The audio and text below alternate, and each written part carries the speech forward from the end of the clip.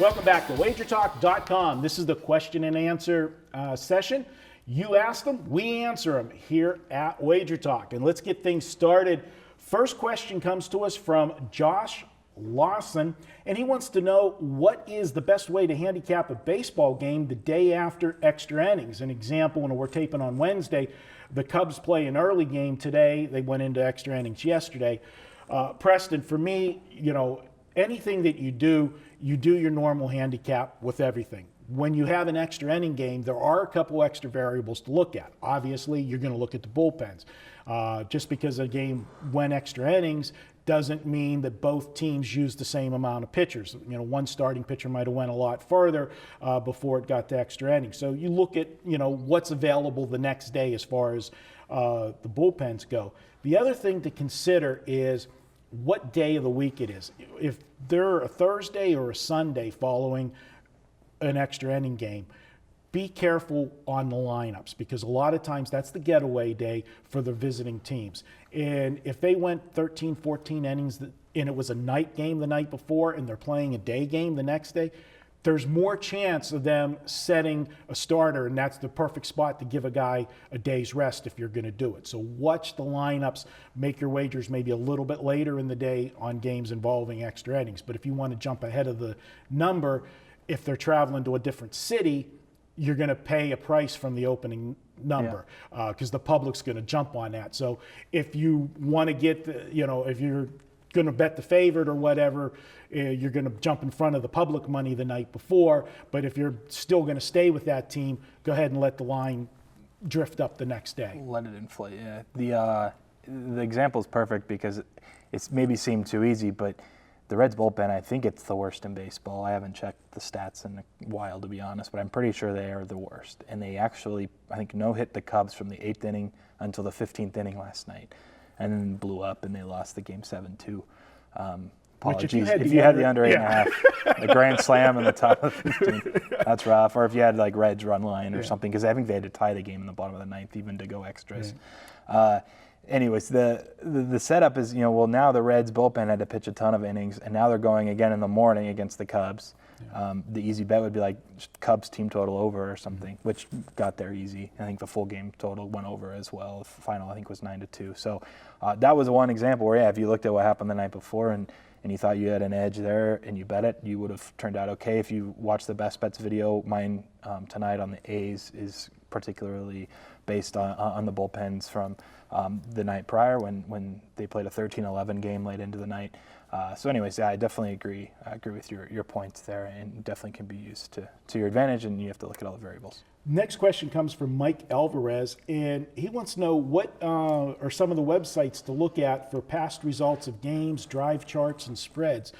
Do you have any favorites you like to go to? Sure. I'm not completely positive about what he meant by drive charts. When I read this last night, I should have asked him before I came in. I meant to tweet at him and verify. If you're just looking to find out like play-by-plays or drives, I mean, even ESPN's box scores or play-by-play for a game will show each play, what happened.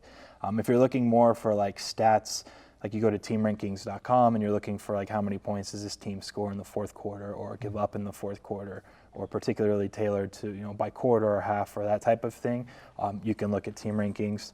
As far as past spreads, like Vegas Insider, Odds Portal, there's quite a few options as far as just checking, if you want to know what a line was last month in an NBA game, you could definitely just go there, and it's pretty straightforward to find from that point. All right, and we have a question from Scott Eiselman. Hope I pronounced your name correctly. And he says, what is the threshold for betting baseball favorites? For example, never exceed minus 150. Do you have any limits? No.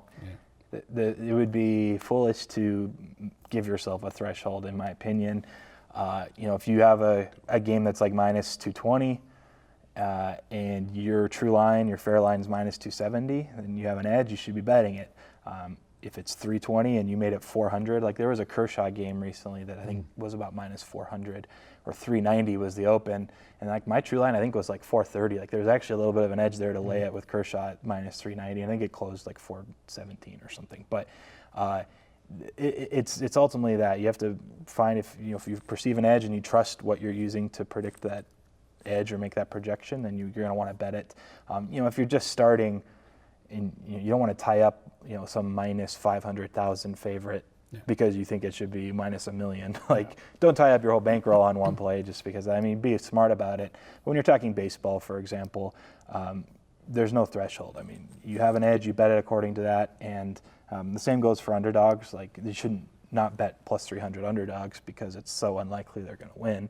If it should be plus 240 and you're getting plus 300, right. You're going to be winning profitably long term. So I couldn't agree with you more.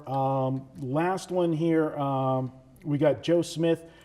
He's asked us too. We're going to save the one question for another week because that could actually be an entire video by itself. He wanted to know how we got started in the business. We'll save that for next videos. But he wanted to know about what book offers team totals in Vegas, and I can answer that real quick. There's none. Go for it. Yeah. Okay. There's none in Vegas. You got to do that, offshore if you're going to play team totals. And the last one, good friend of the site. This is a quick one. Kurt Chamberlain wants to know what's the best combination of meats to make a meatball. And it's a little pun because me and him have had several dinners together in town, and we've tried all the good places known for their meatballs, and me writing the food column each week for Gaming Today, also a little spin-off in the way my mom made them, and that was the best. In the Italian it's 3 meats, ground chuck, ground pork, and ground veal is the combination. Mix it with a little bit of breadcrumbs, just a little bit. You don't want all filler in your meatball. That's the way to go. Okay. All right. So, hey, we are we do it all here at Wager Talk. Definitely like no place else. Guys, don't forget, each and every Tuesday at Wager Talk, it's $2 Tuesday.